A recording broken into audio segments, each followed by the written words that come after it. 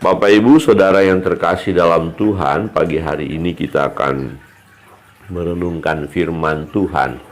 Pembacaan firman Tuhan pada pagi hari ini kita masuk kepada pembacaan dari 2 Korintus pasal 1 ya, 2 Korintus pasal 1. Di sini kita melihat bagaimana hamba Allah yaitu Rasul Paulus menunjukkan atau mengungkapkan bagaimana dan sebagai pelayan Tuhan menghadapi berbagai persoalan, berbagai pergumulan, bahkan juga bisa merasa seperti mau putus asa juga ya, karena tekanan yang berat. Nah, semua kita bisa mengalami tekanan itu, tidak hanya hamba Tuhan, kita semua jemaat ya, sebagai pengikut Kristus kita tidak bisa luput dari persoalan-persoalan dalam hidup ini.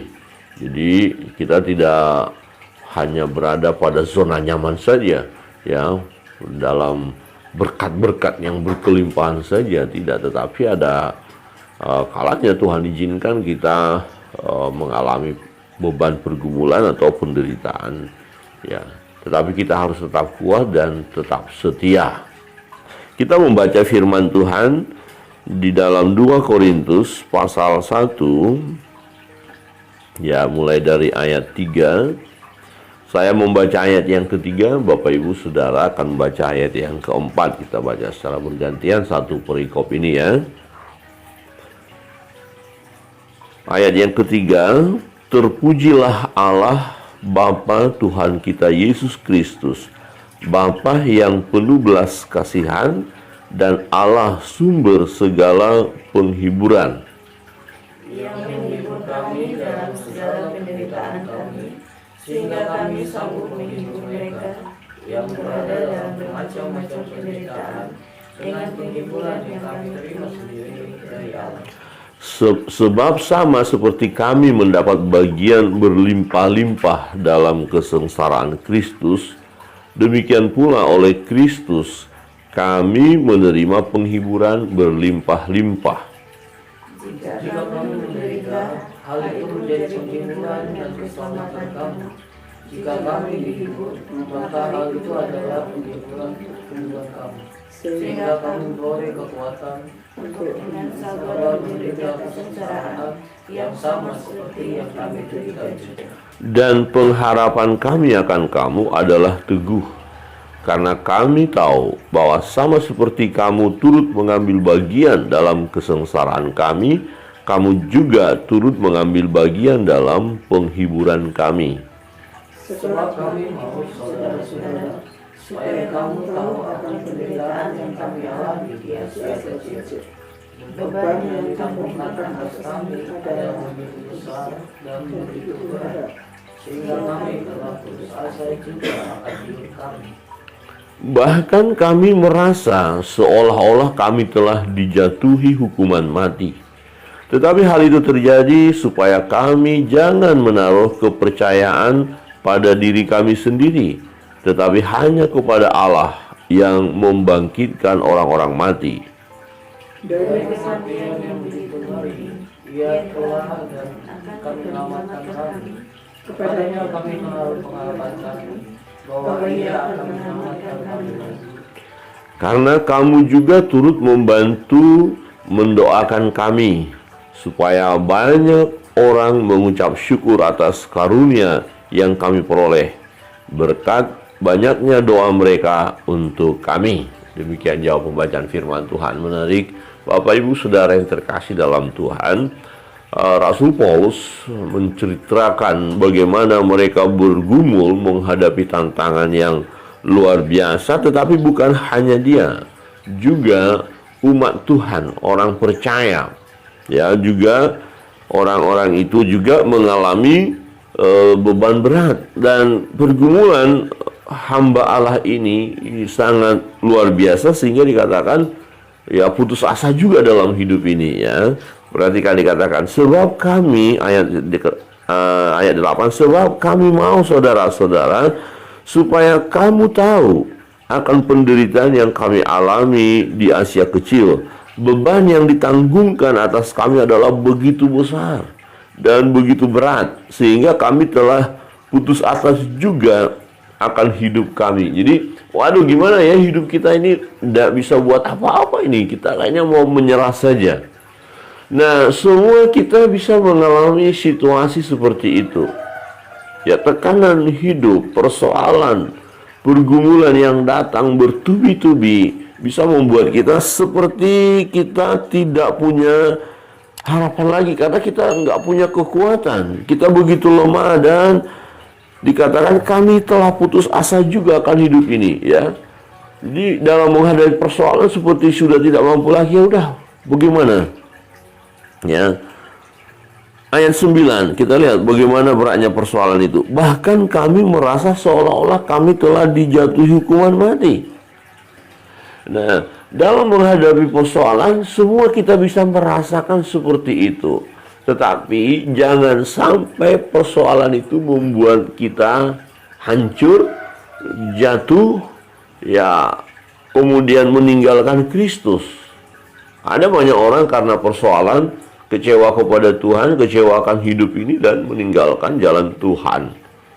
Nah, itu tidak boleh terjadi. Tetapi bagaimana caranya supaya kita tetap berdiri teguh, ya, tetap mengucap syukur kepada Allah, tetap setia kepada Tuhan, tetap menjadi pengikut Kristus dalam menghadapi atau hidup yang penuh dengan tantangan ini, seperti hukuman mati saja kita alami. Nah, pengalaman Rasul Paulus dikatakan begini di ayat 9, tetapi hal itu terjadi supaya kami jangan menaruh kepercayaan pada diri kami sendiri, tetapi hanya kepada Allah yang membangkitkan orang-orang mati. Jadi kita sekarang berada dalam situasi seperti dijatuhi hukuman mati. Kalau kita mati, tidak apa-apa. Kenapa? Karena ada Allah yang membangkitkan kita. Ada Tuhan yang mampu membangkitkan orang mati. Artinya kita mau bersandar pada Tuhan sajalah. Ya, sebab Dia mampu menolong kita. Dia mampu mengangkat beban pergumulan kita. Ya, atau setidaknya Dia mampu memberi kekuatan kepada kita sehingga kita mampu menghadapi beban yang berat itu. Amin. Saudara dan saya akan mampu menghadapi beban penderitaan, persoalan yang luar biasa, manakala kita menyerahkan diri kita kepada Tuhan, menaruh kepercayaan kita pada Tuhan. Tetapi kalau kita mengandalkan diri kita, maka kita akan putus asa, kita akan kecewa, dan kita akan berkata, sudahlah, hidup ini sepertinya nggak ada artinya. Nah, jadi mengapa beban itu begitu berat diizinkan oleh Tuhan? Mengapa saya pun merasa sudah tidak mampu? Nah, supaya kita memang melihat kita tidak mampu. Maka dikatakan, tetapi hal itu terjadi. Semua persoalan pergumulan yang seperti dijatuhi hukuman mati itu kita alami. Hal itu terjadi supaya kami jangan menaruh kepercayaan pada diri kami sendiri. Jadi kalau Bapak Ibu Saudara hari ini mengalami beban pergumulan, sepertinya tidak sanggup lagi, begitu beratnya ya, masalah ekonomi kah, masalah keuangan itu ya, pekerjaan, kita butuh uang sekarang tapi nggak ada jalan keluar sepertinya. Masalah kesehatan, kok terus saja penyakit melanda, ya, masalah dalam keluarga, selalu ada serangan, ya, masalah kita menghadapi kuasa kegelapan, banyak sekali persoalan. Nah, bukan sepertinya lagi kalau kita melihat diri kita tidak mampu lagi. Nah, untuk itu jangan bersandar pada diri sendiri. Ya, kalau kita, saya akan hadapi. Kita nggak bisa dengan kekuatan kita. Memang kita harus hadapi, tetapi bersama dengan Tuhan. Tuhan, saya punya pergumulan ini, beban ini berat sekali Tuhan. Seperti mau mati rasanya. Ya, belum lagi mikirkan ini, belum lagi mikirkan itu, belum lagi desakan dari sini, belum lagi ancaman dari sini. Lalu sepertinya bayang-bayang maut itu ya sedang mendekat, ya, menerpa hidup kita.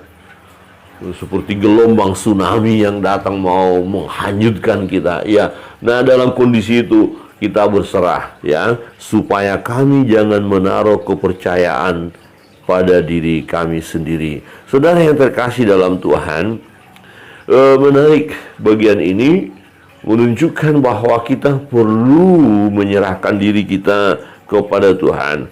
Tetapi yang kedua, ini suatu hal rahasia yang luar biasa ya. Di ayat 11, karena kamu juga turut membantu mendoakan kami, supaya banyak orang mengucap syukur atas karunia yang kami peroleh berkat banyaknya doa mereka untuk kami. Yang kedua, perlu berdoa. Kita sudah berdoa, tapi kita bisa lemah loh ya. Aduh, kita sih sudah berdoa ini. Kami pernah mengalami hal seperti itu ketika memulai pelayanan. Sudah berdoa, kok sepertinya nggak ada jalan keluar. Susah banget hidup ini, berat sekali penderitaan ya.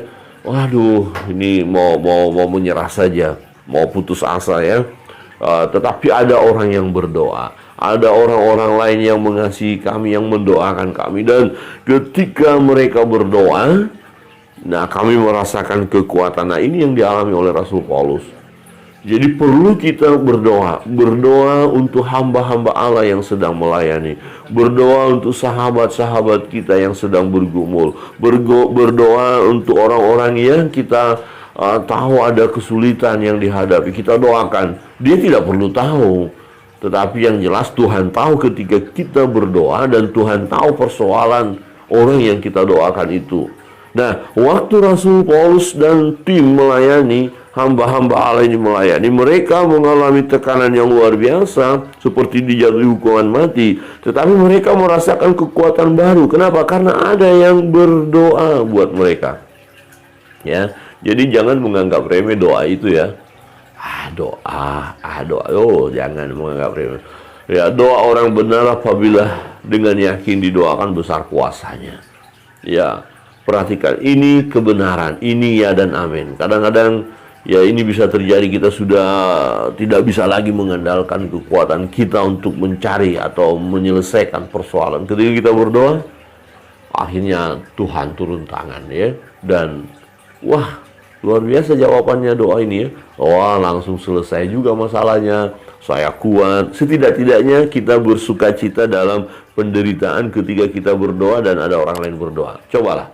Waktu saudara bergumul berat, beban luar biasa, berdoalah dan bagikan pergumulan saudara kepada saudara-saudara seiman yang lain. Ya, katakan tolong bawa kami dalam doa. Itu sebabnya sangat penting sekali tim doa, dan kita membuka hati untuk mendoakan orang lain ya. Jadi silakan, misalnya kita minta teman-teman yang bergumul, sampaikan beban doa untuk kami doakan. Jadi waktu kami berdoa atau tim berdoa, bukan hanya sekedar kata-kata di bibir saja, tetapi itu adalah permintaan kepada Allah, sehingga Allah menyatakan kuasanya dan orang yang kita doakan mengalami kelegaan. Rasul Paulus mengalami. Kenapa mereka masih kuat dan tetap bersyukur? Ya, karena ada orang-orang yang mendukung mereka melalui doa. Karena kamu juga turut membantu mendoakan kami. Wow. Ya, kita sebagai pelayan-pelayan Tuhan perlu berdoa, mendoakan banyak orang, tapi juga kita sebagai pelayan-pelayan Tuhan perlu didoakan oleh orang-orang lain, yaitu jemaat berdoa, keluarga berdoa, sahabat berdoa untuk kita, mendoakan kita. Kita ini sebenarnya rapuh oleh karena persoalan yang begitu luar biasa itu, dan kita memang lemah, tetapi penderitaan, beban pergumulan itu Tuhan izinkan supaya kita menaruh pengharapan kepada Tuhan, percaya kepada Tuhan, kita hanya kuat. Dan yang kedua, karena memang kita perlu datang kepada Tuhan, berdoa, ya, berdoa kepada Tuhan, meminta kepada Tuhan. Bapak Ibu Saudara yang terkasih dalam Tuhan, kesanggupan menghadapi segala tantangan pergumulan bukan dari diri kita atau bukan karena hebatnya kita.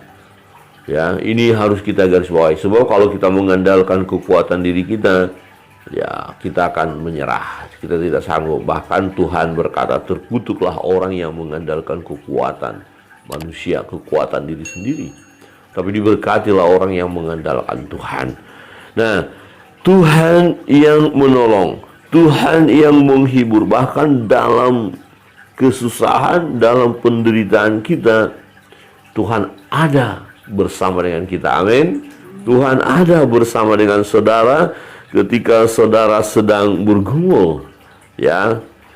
Dia tidak biarkan kita. Di ayat berikut, ayat 4 dikatakan, mulai ayat 3 saya baca untuk kita. Terpujilah Allah Bapa Tuhan kita Yesus Kristus, Bapa yang penuh belas kasihan dan Allah sumber segala penghiburan. Perhatikan, dalam kesusahan ini, tulisan ini ditulis oleh Rasul Paulus dalam menghadapi tantangan yang luar biasa seperti dijatuhi hukuman mati. Itu berarti persoalan udah berat banget ya. Tapi dia katakan, ya Bapa yang penuh belas kasihan, Allah sumber segala penghiburan. Jadi Tuhan yang sumber penghiburan itu ada bersama dia. Padahal dia dalam keadaan bergumul. Dikatakan ayat 4, yang menghibur kami dalam segala penderitaan kami, sehingga kami sanggup menghibur mereka yang berada dalam bermacam-macam penderitaan dengan penghiburan yang kami terima sendiri dari Allah.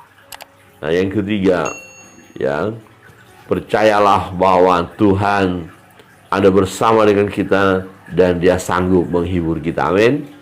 Dia sanggup hibur. Oh, ini kan dalam penderitaan. Iya, dalam penderitaan itu. Bukan lewat penderitaan dulu baru datang menghibur. Ya, ada Tuhan datang untuk menghibur kita setelah kita nggak menderita. Bukan. Pada saat kita menderita, dialah yang menghibur kita. Ya, maka dikatakan yang menghibur kami dalam segala penderitaan kami. Bapak Ibu, ini yang sering kali terjadi dalam hidup kita ketika kita mengalami kesusahan, kita tidak mampu melihat bahwa Tuhan akan menolong, Tuhan akan menghibur kita.